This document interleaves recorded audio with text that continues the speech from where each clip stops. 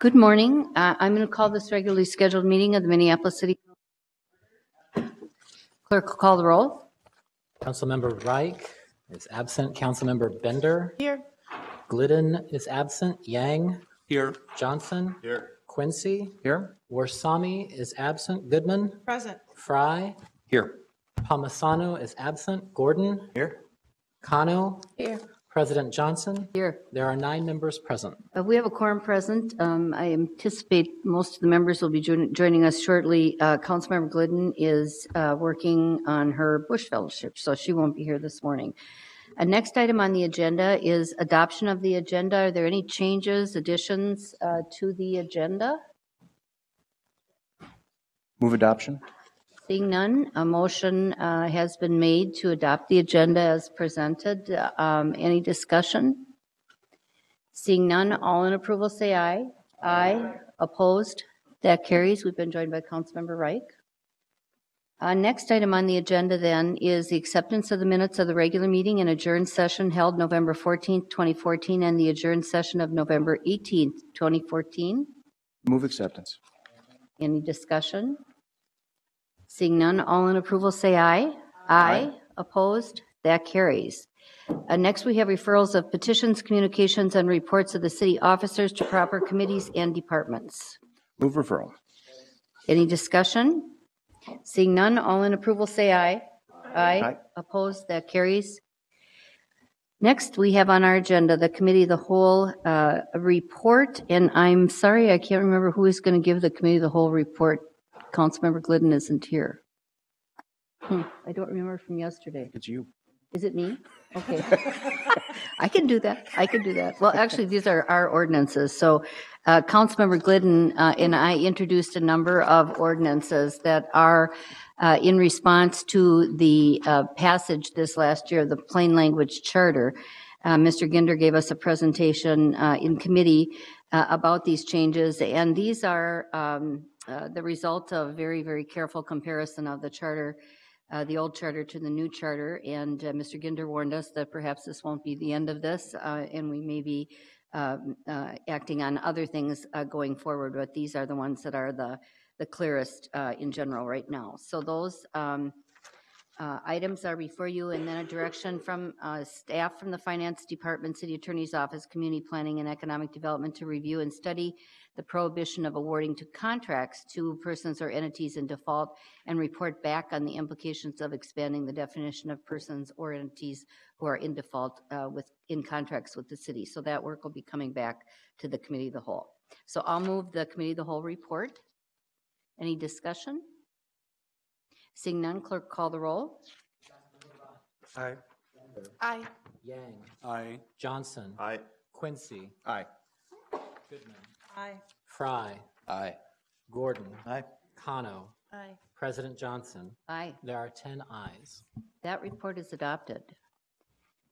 Next, we have the Community Development and Regulatory Services report, and that committee is chaired by Councilmember Goodman.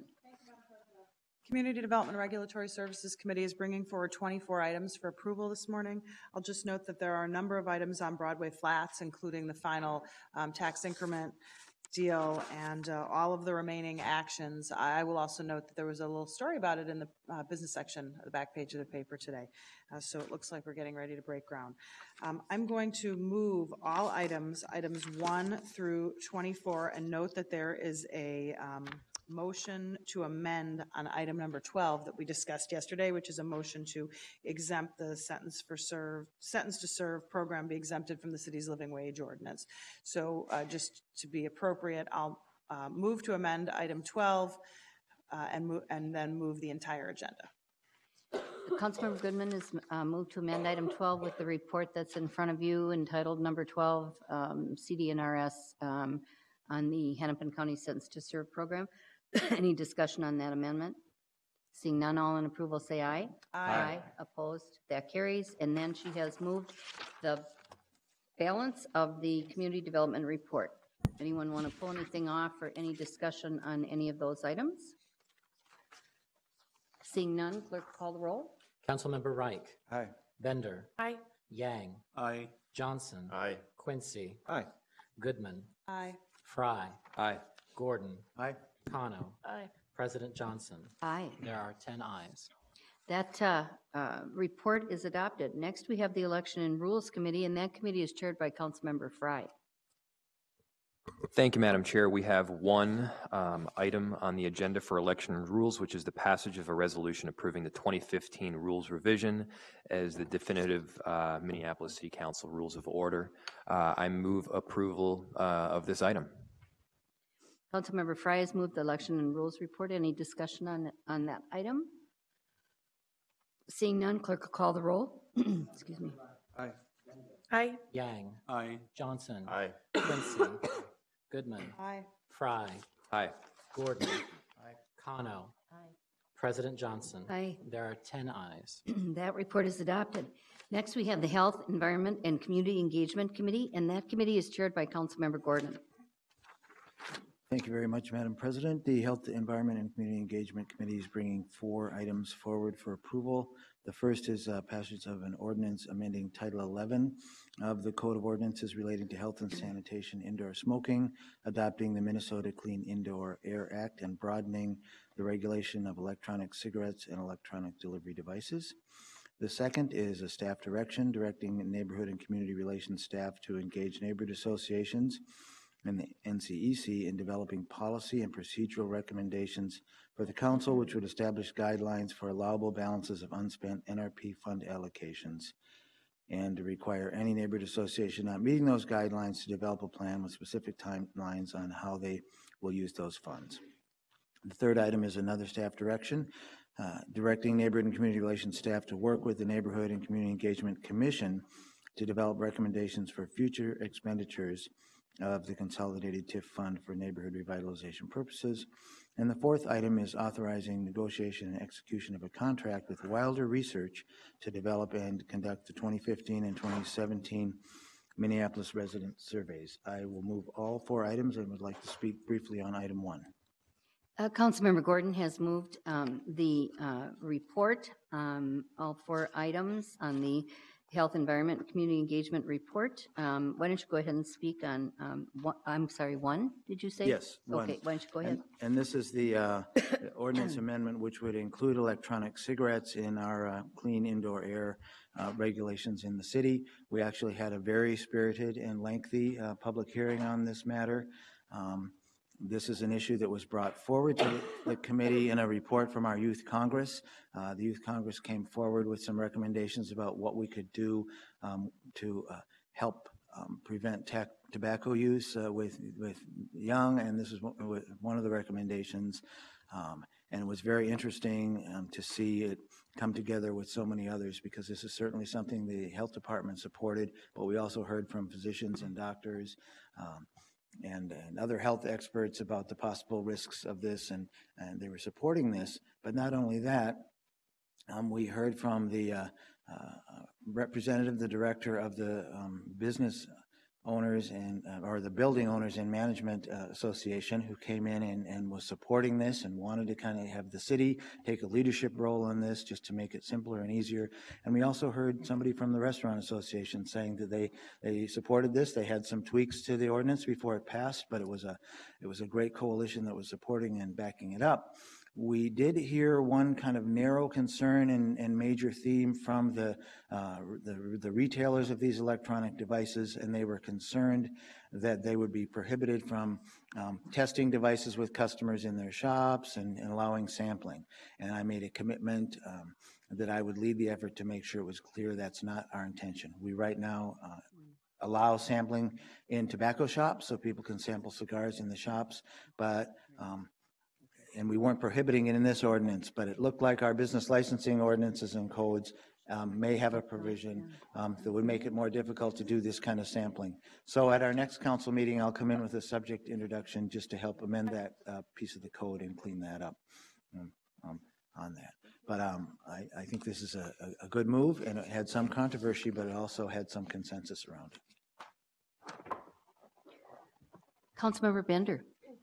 Thank you, Madam President. Councilmember Gordon made most of the points that I wanted to speak to, but just wanted to echo the work of the Youth Coordinating Board on this. Their mission is no decision about us without us, and this was one of their highest priorities.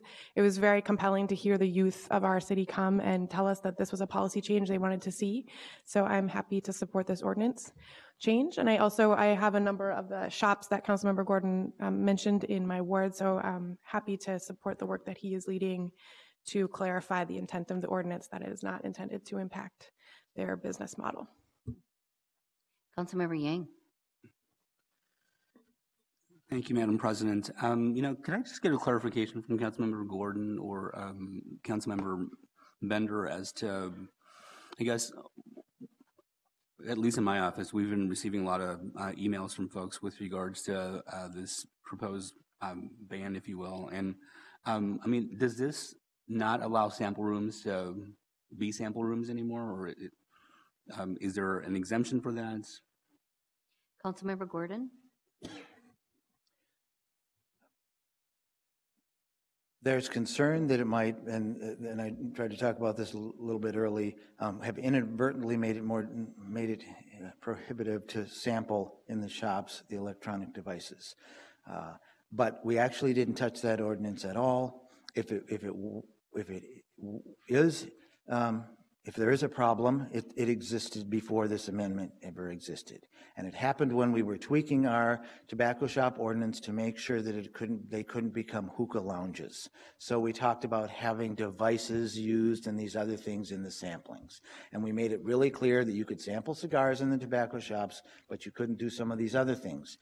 Our business licensing staff and our city attorney said that they also always recognized that the vaping use was allowed, and nobody had been enforcing it up to this point. But when we introduced this new ordinance, people were worried, and it raised concerns that it would be enforced, because we were saying that in places of employment you couldn't be vaping indoors. And of course, this is a place of employment, it's a workplace, and they were vaping indoors. Even though we classify it as a tobacco shop, in their minds they are not, they are vaping shops. I'm not quite sure the correct term, but we created what looked like there was a problem when there hadn't been a problem, and we're going to make sure that it never is a problem in the next few weeks. So I'll be introducing on the 12th an ordinance to amend our business licensing, and I'll be working with Grant Wilson from Business Licensing and Joel Fussy to clarify the ordinance to make sure that when everybody reads it, sampling and testing these devices in the vaping shops will be allowed. Thank you. Thank you. Councilmember Gordon, you're next to speak also. That was my speech. Okay. Thank you. All right. Councilmember Frye. Thank you, Madam President. This is an ordinance that I'm very supportive of, but I wanted to echo some of Councilmember Yang's thoughts. That was a concern of mine as well, because if we're going to allow the vaping shops to exist, you might as well allow the sampling within. The concern was that the present ordinance doesn't apply to vaping, it applies to tobacco. And since we've created a new ordinance, the old impacts of the tobacco ordinance will not apply to the new one. Therefore, as Councilmember Gordon is bringing forward, I do think that an amendment is necessary. So we've made our intent clear, but I do think it's important that we change the actual language in our statute or ordinance. Any further discussion then on that health community engagement, health environment and community engagement report? Seeing none, clerk call the roll. Aye. Aye. Yang. Aye. Johnson. Aye. Quincy. Aye. Warsami. Aye. Goodman. Aye. Fry. Aye.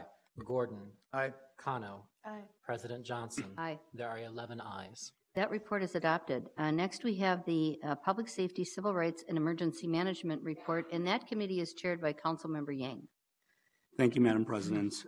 We have 5 items today on the agenda. The first item is appointments by the mayoral appointments and council appointments to the Minneapolis Commission on Civil Rights, the Police Conduct Oversight Commission, and the Police Conduct Review Panel.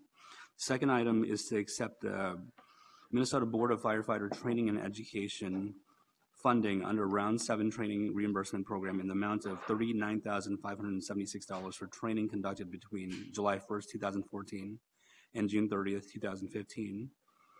The third item is to authorize execution of a 3-year contract with Lifetime Fitness for an annual cost of $389,934 for health membership, fitness services, and facility use for 774 police officers and firefighters, and that I believe includes park police officers as well. The fourth item is to authorize acceptance of grant award in the amount of $990,000 for the Minnesota Department of Public Safety Urban Area Initiative Grant for the Department of Emergency Management. And the fifth item is to authorize acceptance of a grant award in the amount of $32,500 for the Department of Emergency Management.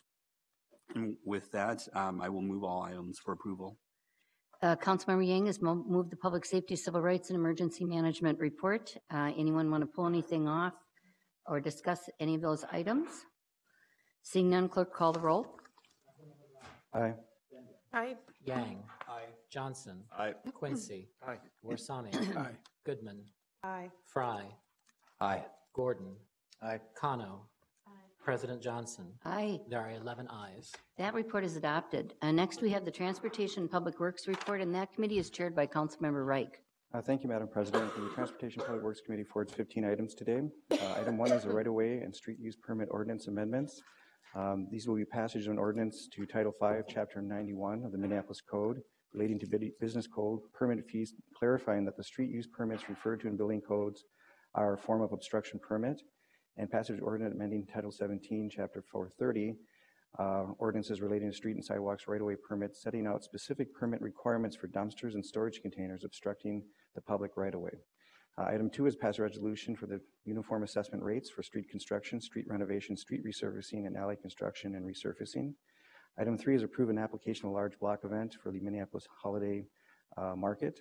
Item 4 is a variance request from MnDOT state aid rules regarding a project at 54th Street West from Fremont South to Girard Avenue South. Item 5 is a series of actions related to the Minnehaha Street reconstruction project. Item 6 is a series of actions related to the Minnehaha Street reconstruction project as well. Item 7 is a critical area parking denial at 42nd Avenue and 46th Street at Newata Boulevard and Minnehaha Boulevard, 42nd Avenue South. Item 8 is the Metro Transit Sea Line Arterial Project, a passive resolution supporting Metro Transit Sea Line Arterial, also known as the ABRT project along Penn Avenue North. The following items referred to the Ways and Means Committee. We have the capital project closeouts, a series of those as articulated by the staff document. Item 10 is a 24th Street East Sendling Avenue Street reconstruction project, series of resolutions to proceed with that project. And the adjoining project, which is the lighting project, a series of actions for that component. Item 12 is the Tolles King Duval Anderson contract amendment. Item 13 is a street resurfacing assessment appeal. Resolution approving the settlement of special assessment to Nearco LLC, authorizing reduction of previously levied assessments, and a similar resolution for the Franklin Hall and Lake Park area street resurfacing project. Amending Resolution 2014-R445 by reducing the amounts of the bonds requested for the project. Item 14 is authorize extension of the term of the master funding agreement with the Metropolitan Council to December 31st for the work that they're conducting with us with the Nicollet Central Modern Streetcar Project. And item 15 are two bids, one a low and the other a single, and the single bid was reviewed for price compatibility. I move all items for approval, Madam President. Councilmember Reich has moved the Transportation and Public Works Report. Anyone want to pull anything off or discuss any of those items? Seeing none, clerk, call the roll. Aye. Aye. Yang. Aye. Johnson. Aye. Quincy. Aye. Warsami. Aye. Goodman. Aye. Fry. Aye. Gordon. Aye. Kano is absent. President Johnson. Aye. There are 10 ayes. That report is adopted. Next, we have the Ways and Means Report, and that committee is chaired by Councilmember Quincy. Thank you, Madam Chair. There are 14 items on the Ways and Means Committee report today. The first are three legal settlements. Second item is related to the Professional Codification Services contract with Municipal Code Corporation. The third item is a temporary staffing services contract with Top Talent and Doherty Staffing. The fourth item is related to restroom and locker room renovation contract at the Convention Center with Messenger Construction. Fifth item is Penn Avenue North Corridor Land Use Planning Activities. This is an agreement with Hennepin County to provide the city's contribution for the multi-jurisdictional coordination of those land use planning for the Penn Avenue North Corridor. The sixth item is the Public Service Center partial re-roofing bid. Seventh item is the MnDOT lease agreement for rental of the I-94 underbridge parking lots. Then we have the facility sharing agreement with Hennepin County. It's an agreement with Hennepin County and Hennepin Healthcare Systems. Ninth item is the cell tower lease. Authorizes a contract with Year Sites Tower Holdings. Number 10 is the excess property for 40th Street West and France Avenue. This is directing officials acknowledge the findings of the city engineer and the finance officer that the land is not needed for municipal operations and is formally designated as excess property. The 11th item is the fire station number 27 driveway easement agreement. Number 12 is the leadership development contract. This is with Employee Strategies to complete the design, development, and facilitation of the new leadership development program and conduct train-the-trainer sessions for HR staff. The 13th item is from the Executive Committee. This is establishing a new appointed position of Assistant Director of the Treasury. And the 14th item is also from Executive Committee, and this is a tentative agreement between the City of Minneapolis and the Public Works Engineers Association. I'd like to move all 14 items. Councilmember Quincy has moved the Ways and Means report. Anyone want to pull anything off or discuss any of the items? Seeing none, clerk call the roll. Aye. Aye. Yang. Aye. Johnson. Aye. Quincy. Aye. Warsami. Aye. Goodman. Aye. Fry. Aye. Gordon. Aye. Kano. President Johnson. Aye. There are 11 ayes. That report is adopted. Next, we have the Zoning and Planning Committee, and that committee is chaired by Councilmember Bender. Thank you, Madam President. The Zoning and Planning Committee has one item to forward regarding allowing accessory dwelling units in the city of Minneapolis.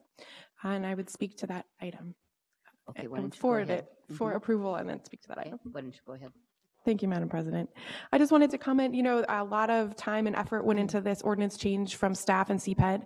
They hosted 6 open houses across the city to gather feedback about this change, which will allow granny flats or mother-in-law units, as they're called. They're either cottages in the back or attic apartments within an existing home.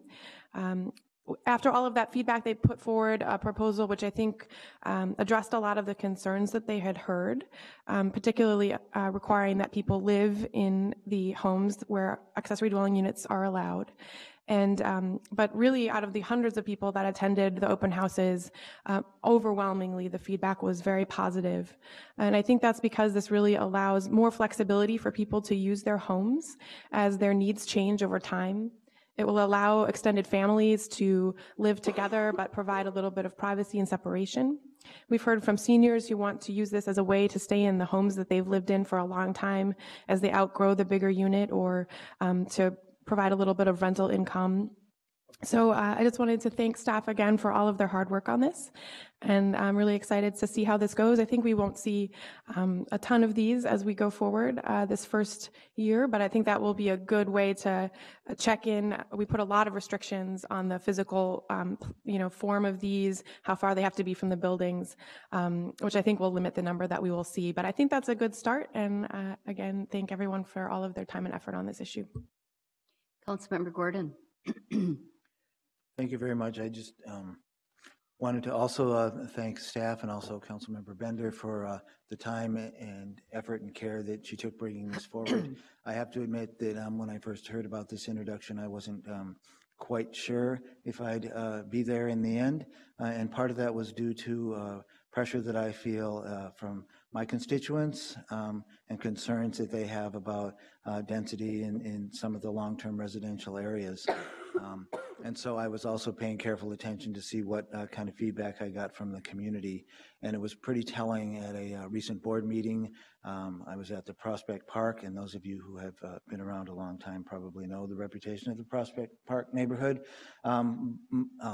Board meeting, and somebody came forward with a resolution suggesting that the organization should oppose the accessory dwelling unit ordinance as written. And there were some people who had strong feelings about it and thought it would lead to the demise of their neighborhood. But slowly, more and more voices started speaking up.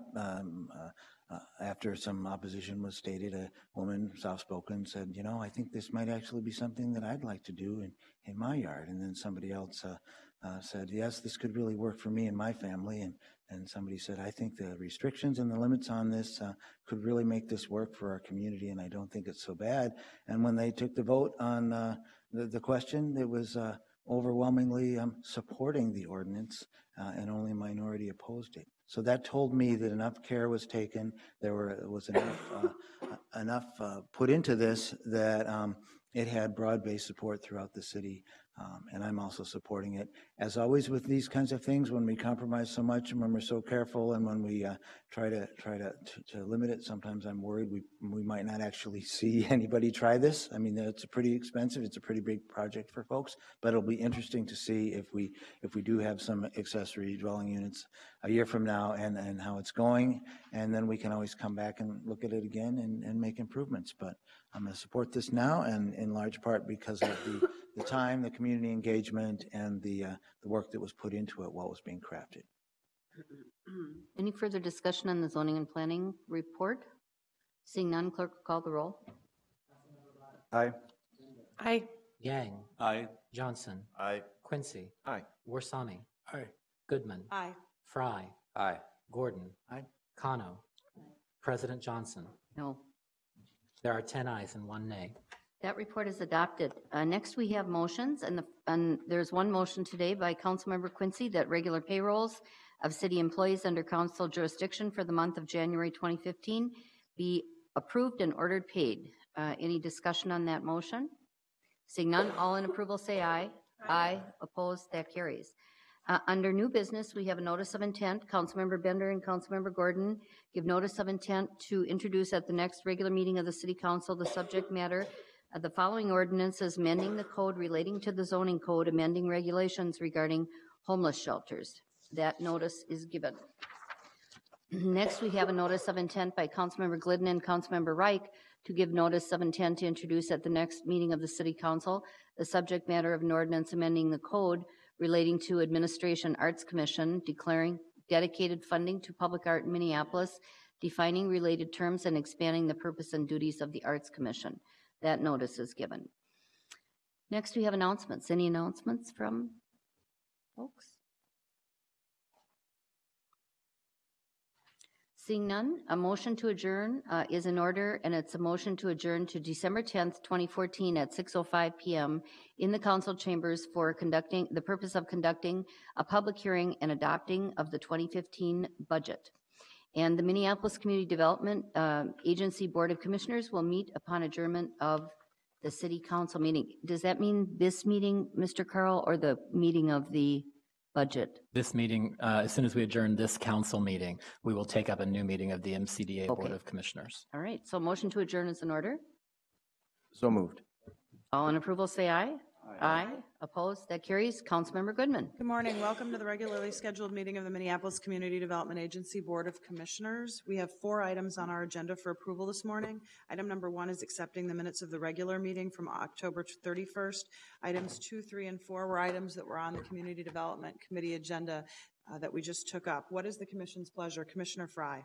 Thank you, Madam Chair. I would like to move items 1 through 4. Items number 1 through 4 have been moved for approval. Are there any comments or questions on any of those items? Seeing none, the clerk will call the roll. Commissioner Reich. Aye. Bender. Aye. Yang. Aye. Johnson. Aye. Quincy. Warsami. Aye. Barbara Johnson. Aye. Fry. Aye. Gordon. Aye. Kano. Aye. Chair Goodman. Aye. There are 11 ayes. Those items are approved. Seeing no further business before us, we are adjourned.